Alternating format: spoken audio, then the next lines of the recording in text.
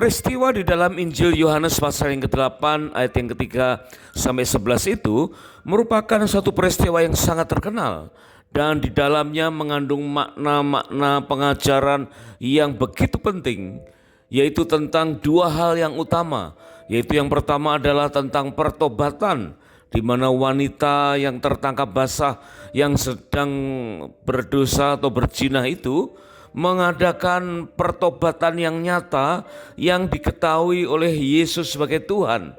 Ada air mata pertobatan yang sungguh yang mungkin orang lain tidak bisa melihatnya. Mungkin orang lain melihatnya hanya sebagai ungkapan ketakutan atau respon pemberontakan atau ketidakterimaan atas perlakuan orang banyak. Tetapi di mata Yesus itu merupakan air mata pertobatan. Dan akhirnya Yesus bertanya kepada wanita itu dan kemudian terjadilah pemulihan dari hal-hal yang bisa kita terapkan dalam kehidupan kita berumah tangga. Nah, mari kita tengok terlebih dahulu dalam kehidupan pernikahan kita. Ada hukum pernikahan yang kita pasti bisa terapkan di dalam kehidupan kita, yaitu di dalam Ulangan pasal yang ke-24 ayat yang kelima dikatakan bahwa begitu seseorang menikah, maka dikatakan janganlah ia maju berperang bersama tentara atau dibebankan suatu pekerjaan. Selama 1 tahun lamanya ia harus dibebaskan dari semua tugas untuk saling menyukakan hati. Nah, dari pelajaran ini kita bisa praktekkan di dalam kehidupan nyata, yaitu ketika seseorang selesai menikah maka layak mengadakan honeymoon atau bulan madu. Nah, di dalam Ulangan 24 ayat yang kelima ini tidak main-main ya, bulan madunya panjang selama 1 tahun lamanya. Nah, tentu kita tidak belajar tentang durasi berapa lamanya, tetapi apa maknanya dari selama 1 tahun yang saling menyenangkan itu. Dan itu artinya bahwa kita perlu mengulang-ulang beberapa kali kesempatan honeymoon berduaan saja, mengadakan perjalanan berduaan saja dengan bulan madu yang kesekian kalinya, dan di situ merupakan perjalanan yang spesial dengan hati yang terbuka untuk berkesempatan menguliti kelemahan dalam berumah tangga. Mungkin sudah sekian lama kita menikah, kita perlu mengadakan lagi dan kita mulai mengintrospeksi, adakah kelalaian pola bergereja sebagai keluarga rohani dan menegur kesalahan di dunia kerja. Benar-benar ini merupakan kesempatan atau sarana yang baik untuk melakukan introspeksi dan rela belajar dari kesalahan. Nah, saat-saat kita belajar dari kesalahan itu, mari kita lihat kisah-kisah di dalam Yohanes pasal yang ke-8 tadi. Dikatakan banyak orang dengan amarah yang membara, ya, hatinya bagaikan air yang mendidih, terbakar dengan keinginan ingin menghukum orang yang berbuat zina, yaitu wanita yang kedapatan berbuat zina, dan menghadapkan kepada Yesus. Mereka berteriak-teriak dan berkata, mereka mengatakan hal itu untuk mencoba Yesus. Mereka menempatkan perempuan itu di tengah-tengah lalu berkata kepada Yesus, "Rabi, perempuan ini tertangkap basah ketika ia sedang berbuat zina. Musa dalam hukum Taurat memerintahkan kita untuk melempari perempuan yang demikian. Apakah pendapatmu tentang hal ini?" Nah, jelas dari kalimat ini terbukti bahwa mereka mengatakan hal itu untuk mencobai dia. Jadi bukan sekedar mengurus persoalan wanita yang kedapatan berdosa, tetapi tujuan mereka antara lain yang utama adalah memperoleh sesuatu untuk menyalahkan Yesus. Karena Yesus dikatakan dia mengaku sebagai sumber dari seluruh hukum. Yesus ada sebelum Musa dan sebelum Abraham ada. Bahkan Yesuslah sumber dari seluruh hukum Taurat itu. Bahkan ketika Yesus mengucapkan hukum-hukum itu, benar-benar hukum itu persis, apa perkataan Yesus persis seperti apa yang ditulis di dalam kitab mereka.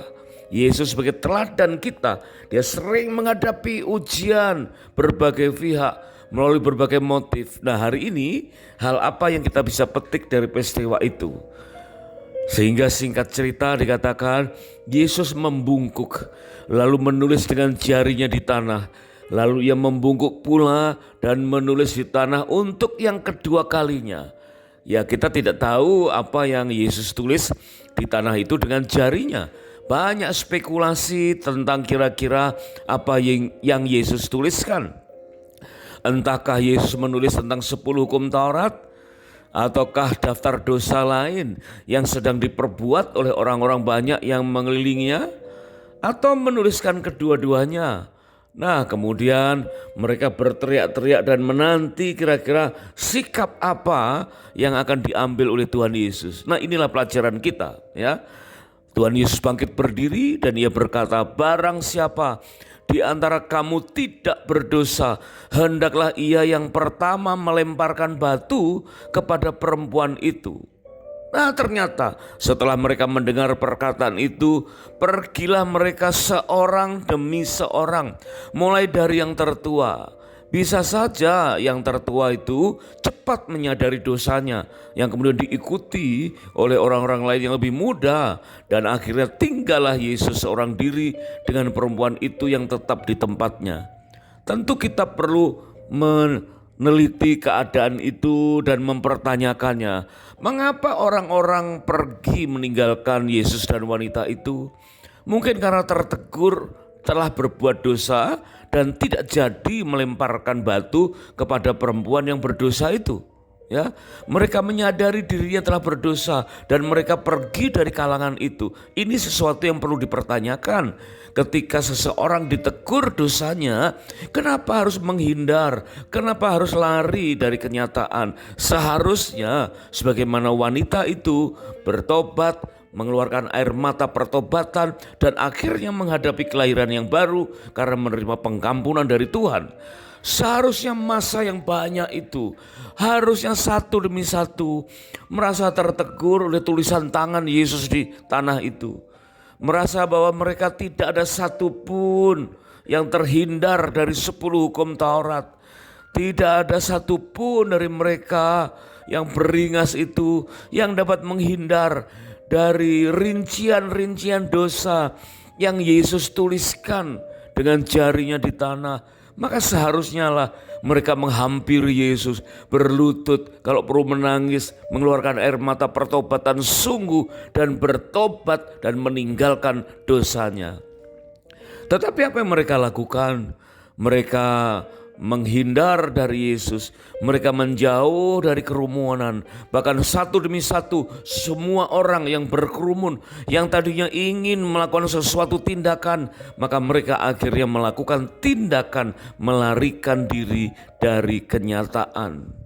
Inilah yang perlu kita hindari dalam kehidupan kita sehari-hari. Adanya dua hal yang perlu kita lakukan ketika ada suatu persoalan yang menyangkut tentang adanya dosa. Dan apa yang perlu kita pelajari berikutnya? Nah, di situ ketika orang-orang sudah meninggalkan Yesus dan wanita itu, maka Yesus bangkit berdiri dan berkata kepadanya, "Hai perempuan, di manakah mereka? Tidak adakah seorang yang menghukum engkau?" Jawab wanita itu, "Tidak ada Tuhan." Lalu kata Yesus, "Aku pun tidak menghukum engkau. Pergilah dan jangan berbuat dosa lagi mulai dari sekarang." Ini yang harus kita teladani. Wanita memang tidak ada pilihan, ya, dia sudah berdosa dan layak untuk dihukum rajam sampai mati. Sudah tidak ada pilihan lagi, dia hanya diam di situ dengan ketakutan. Dia tidak bisa melarikan diri kemana-mana. Hanya satu yang bisa dia lakukan, yaitu menangis dengan tangisan pertobatan yang sungguh di hadapan Yesus. Berserah sepenuhnya kepada Tuhan. Sampai Tuhan berkata, "Aku pun tidak menghukum engkau. Pergilah dan jangan berbuat dosa lagi mulai dari sekarang." Dua hal didapatkan langsung dari Tuhan Yesus oleh seorang wanita yang mestinya mati dengan sia-sia, yaitu bebas dari hukuman dan dosanya diampuni. Wah, luar biasa. Ini sesuatu yang perlu kita miliki ketika sepasang suami istri menghadapi persoalan-persoalan di antara masing-masing mungkin ada yang tersinggung, tersakiti hatinya, ya, karena salah satu sudah telah berbuat dosa. Oleh sebab itu, kita perlu belajar dua pelayanan sekaligus yang perlu dilakukan ketika suami istri menghadapi persoalan yang berhubungan dengan dosa, terutama perzinahan. Dua pelayanan tersebut yaitu pelayanan pertobatan dan pelayanan pengampunan. Tidak mudah untuk kita dapat memahaminya dengan sempurna. Dua hal ini mungkin perlu beberapa kali pembahasan, perlu beberapa kali peristiwa, perlu beberapa kali penyerahan diri sampai yang namanya pengampunan dan pertobatan itu bisa kita fahami dan mudah kita lakukan bersama-sama dengan pasangan. Ada seorang pengkhotbah yang berupaya mempermudah pemahaman tentang pengertian dari dua pelayanan tersebut, yaitu pertobatan dan pengampunan. Nah, hari ini kita belajar terutama tentang pengampunan. Pengkhotbah tersebut suatu saat meminta seorang diaken untuk memperagakan sesuatu di depan jemaat. Tampaklah diaken menginjak kaki pengkhotbah dan sekaligus merogoh kantong saku pengkhotbah itu untuk mengambil dompetnya. Wah, tentu ini sesuatu peristiwa yang langka, ya. Di tengah-tengah pengajaran, ya, mungkin di kelas bimbingan atau di tengah-tengah khotbah, ya, pengkhotbah memanggil seorang pemuda, ya, yang ternyata seorang diaken, dan saat diaken itu maju ke depan mungkin sudah dikasih tahu kira-kira peragaannya apa. Tahu-tahu pemuda itu menginjak kaki pengkhotbah dan kemudian mengambil dompet dari saku kantong celananya dan kemudian duduk kembali. Nah, saat diaken itu kembali ke kursi, terdengar suara pengkhotbah, "Aku mengampuni kamu." Dan terdengarlah tepuk tangan yang riuh dari seluruh ruangan. Coba bayangkan, ya, nggak salah apa-apa sedang berkhotbah, diinjek kakinya dan diambil dompetnya. Tapi pengkhotbah itu memperagakan, "Aku mengampuni kamu." Dompet masih di tangan diaken dan duduk di kursi. Inilah contoh pengampunan dengan pengertian yang biasa kita fahami, ya. Kita mengampuni perbuatan orang lain atas dosa yang dilakukannya terhadap kita, walaupun memang sejujurnya hal itu tidak mudah untuk kita lakukan, ya. Sudah jelas-jelas berdosa kepada kita, sudah jelas-jelas menginjak kaki kita, sudah jelas-jelas mengambil hak milik kita, tetapi kita masih bisa berkata, "Aku mengampuni engkau." Nah, lebih tidak mudah lagi jika peragaan kedua ini kita perhatikan, coba, ya. Ini sungguh-sungguh pengertian yang tidak mudah untuk kita fahami. Pengkhotbah mengundang kembali seorang pria muda sebagai pemain musik, ya. Diminta maju ke mimbar dan disusul oleh diaken. Wah, pemain musik ini lebih muda dari diaken, ya. Seorang pemuda yang tampan. Nah, tapi tahu-tahu diaken lagi-lagi menginjak kaki pemusik itu. Ya, kali ini pun sekaligus merogoh kantong saku, ya, dari pemusik itu untuk mengambil dompetnya. Wah, jadi peristiwa yang sama. Kalau tadi diaken itu menginjak kaki pengkhotbah dan mengambil dompet pengkhotbah, kali ini diaken itu menginjak kaki pemain musik dan mengambil dompet dari kantong saku pemain musik itu. Dan terlihatlah merek dompet itu ternyata dompet yang mahal, Hermes, ya. Wah, seakan meledek diaken itu membuka dompet tersebut dan terjatuhlah sebuah benda yang sekarang sedang dicari-cari di media sosial, flash disk. Ya, flash disk putih. Wah, menggemparkan sekali di ruangan itu, ya. Ternyata sudah kakinya diinjak, dompetnya diambil, ternyata di dalam dompet keluarlah flash disk dan flash disk putih muncul. Waduh, mungkin saja nanti ada kemungkinan flash disk itu berisi data-data yang sangat rahasia, ya. Mungkin film-film pribadi dari seorang pemusik itu. Kita tahu bahwa pemusik itu adalah orang yang hidup kudus, yang ditraining untuk hidup sehari-hari menjadi teladan bagi yang lain. Tetapi bisa saja tahu-tahu flash disk simpanannya itu ternyata ada film-film, mungkin ya film-film seronok, film-film yang tidak senonoh, film-film yang tidak layak untuk ditonton atau disimpan oleh seorang pemain musik gerejawi. Dan flash disk itu merupakan sesuatu yang benar-benar sangat penting dan sangat rahasia. Ya katakanlah tidak ada hal-hal yang seronok, bisa saja, tapi flash disk itu berisi data-data pekerjaannya. Mungkin pemain musik itu bekerja di dunia sekuler yang mempunyai data-data yang sangat penting. Dan apa yang terjadi jika data-data dalam perusahaan atau pekerjaannya itu hilang, tentu ada kerugian yang besar. Apapun isi flash disk pasti mengakibatkan sesuatu yang merugikan. Nah, ini anehnya ya. Dan apa yang terjadi berikutnya? Saat diaken kembali ke kursi, ya, diaken tadi sudah menginjak kaki pemain musik, kemudian merampas dompet dari kantong celana pemain musik dan mengeluarkan dompetnya isinya flash disk, ya. Meskipun pemusik juga tidak berkata apa-apa, ya, tetapi terdengar pengkhotbah berkata begini. Pengkhotbah berkata, "Aku mengampuni kamu." Nah, coba perhatikan ini. Tampaklah ruangan itu menjadi hening sejenak. Karena semua orang menunggu sesuatu. Apa yang akan terjadi? Mereka kebingungan dengan peragaan yang kedua ini. Ya, coba kita ingat peragaan yang pertama, kita udah tahu ya. Pengkhotbah mengampuni perbuatan dari diaken yang menginjak dan mengambil dompet pengkhotbah. Ya, aku mengampuni engkau. Itu wajar, sesuatu yang mudah kita terima ya. Tetapi kali ini diaken itu menginjak kaki pemain musik, mengambil dompet pemain musik dan membuka dompetnya dan keluarlah flash disk dan berjatuhan di lantai itu. Tetapi pengkhotbah berkata kepada diaken, "Aku mengasihi kamu." Wah, aku mengampuni kamu. Wah, ini sesuatu yang tidak masuk akal ya. Inilah contoh pengampunan dan pengertian yang sangat-sangat sulit kita pahami. Tampaknya hal ini sebagai mengampuni perbuatan orang lain atas dosa yang tidak langsung dilakukan terhadap diri kita. Pengkhotbah mungkin mudah sekali mengampuni perbuatan salah diaken ya, karena kesalahan itu bukan dialami oleh pengkhotbah sendiri. Ya, diaken itu melakukan kesalahan terhadap pemain musik, tetapi tetap kata-kata pengkhotbah itu, "Aku mengampuni kamu, aku mengasihi kamu." Ini sesuatu yang sulit kita pahami.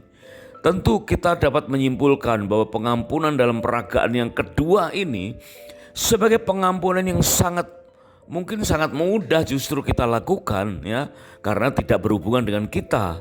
Kita mengampuni kesalahan seseorang yang tidak dilakukannya terhadap diri kita. Tapi apa makna kata pengkhotbah kepada diaken, "Aku mengasihimu, aku mengampunimu"? Apakah kita dapat mengampuni dosa orang lain yang jelas-jelas dilakukan terhadap orang lain ya, sementara dalam diri kita aja kita susah? Sesungguhnya persoalannya bukan tentang bisa atau tidak bisa sebuah dosa diampuni kepada siapapun dosa itu ya, bukan soal dosanya tetapi tentang pengampunannya. Nah, coba kita lihat satu perikop di dalam Injil Lukas pasal yang kelima ayat 20 dan 21. Sewaktu Tuhan Yesus melihat iman orang lumpuh yang diturunkan dari atap dan berkata, "Hai saudara, dosamu sudah diampuni."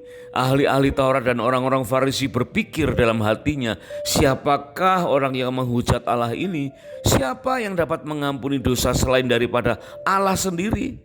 Kita tahu bahwa Yesus mengampuni dosa adalah bagian dari otoritasnya. Ya, itulah otoritas Yesus karena Yesus adalah Tuhan.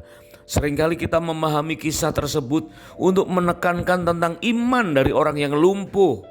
Yang harus kita jadikan teladan dalam perikop ini bukan sekedar iman dari orang lumpuh, tapi bagaimana Tuhan Yesus memberikan contoh tentang pengampunan secara lengkap dan sempurna.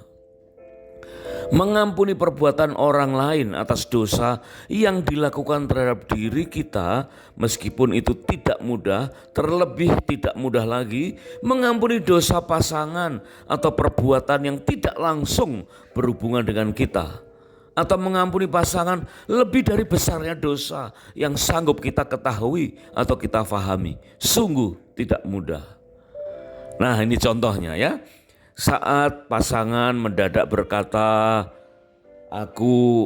maafkan aku ya sayang, mungkin dalam acara pertobatan, camp, saling membasuh, atau kesempatan sehari-hari karena sudah terbiasa ya, udah terbuka hatinya. Kemudian masing-masing pasangan tahu-tahu berkata, maafkan aku ya. Pasti kita bertanya-tanya, minta maaf tentang apa ya? Ya. Wah, mungkin kalau perlu ayo kita lihat flash disknya ya. Ayo kita lihat isi hatimu. Ayo kita lihat rahasiamu. Coba kita lihat ya, kira-kira rahasia apa? Jangan sekedar aku minta maaf ya, kemudian ya gitu doang ya. Ya itulah perasaan semua orang. Ya, ketika Yesus berkata kepada wanita yang kedapatan berzina dan berkata kepada orang lumpuh ya, yang imannya perlu kita contoh, dia berkata dosamu diampuni. Ya, orang-orang bertanya-tanya siapa Yesus dan apa makna pengampunan itu. Nah, hari ini kita perlu mempertanyakan diri kita, seberapa kita bisa belajar dari kata-kata pengampunan yang Yesus ucapkan itu. Bagaimana kita bisa terapkan dalam kehidupan rumah tangga antara suami dan istri. Menolak mengampuni pertobatan dari dosa perzinahan dan kemudian memilih bercerai, sejatinya sedang melakukan dosa berganda atau multiple sin ya.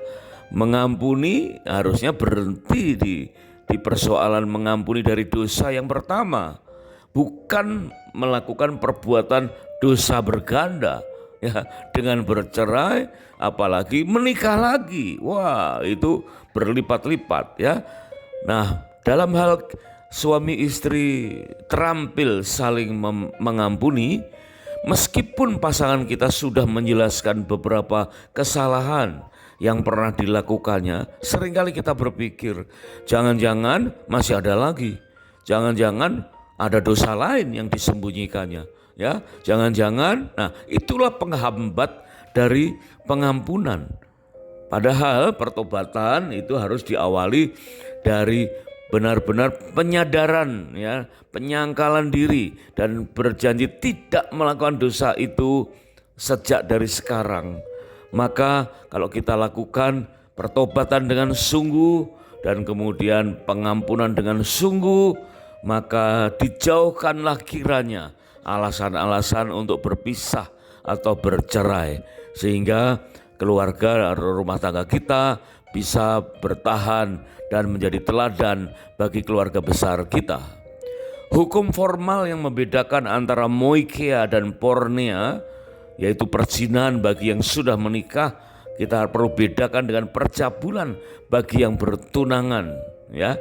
Dua-duanya perlu diselesaikan dengan pertobatan sungguh dan kemudian pengampunan yang sungguh, karena Tuhan Yesus berhak menghapuskan dosa itu dengan berkata, aku mengampuni dosamu.